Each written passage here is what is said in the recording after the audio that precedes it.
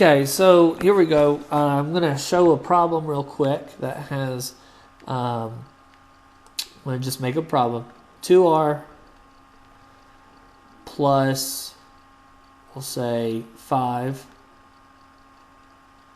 equals, we'll do 5r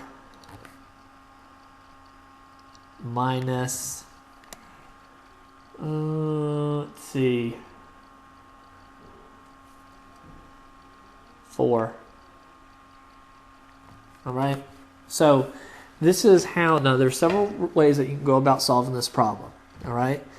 This is how I usually show people, is it goes like this.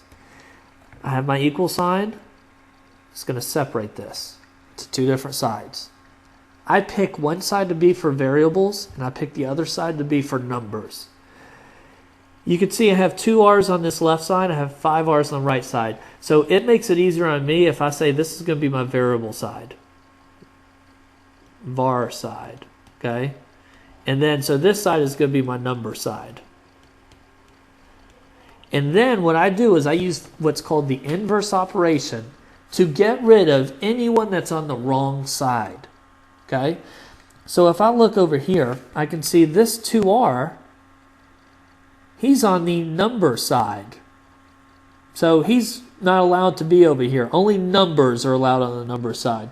So what I'm going to do is I'm going to get rid of 2 r's. And the way that I do that is I do the opposite of 2 r's, and that is I subtract 2 r's.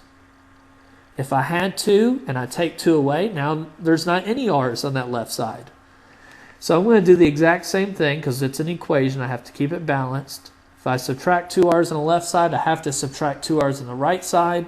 It's always good practice to rewrite your equation. So now I have 5 equals, if I had 5 r's and I take 2 away, now I have 3 r's. All right. And then I'm going to, I still have my -4. All right, now I'm going to look up here. I have my variable side. So I'm looking over here, who is not a variable? Because only variables are allowed on this side. And I can see that this -4, that's not a variable, that's a number. He should be over on the left side. Okay, so what I do is to get rid of -4, I do the opposite, the inverse operation, which is adding 4.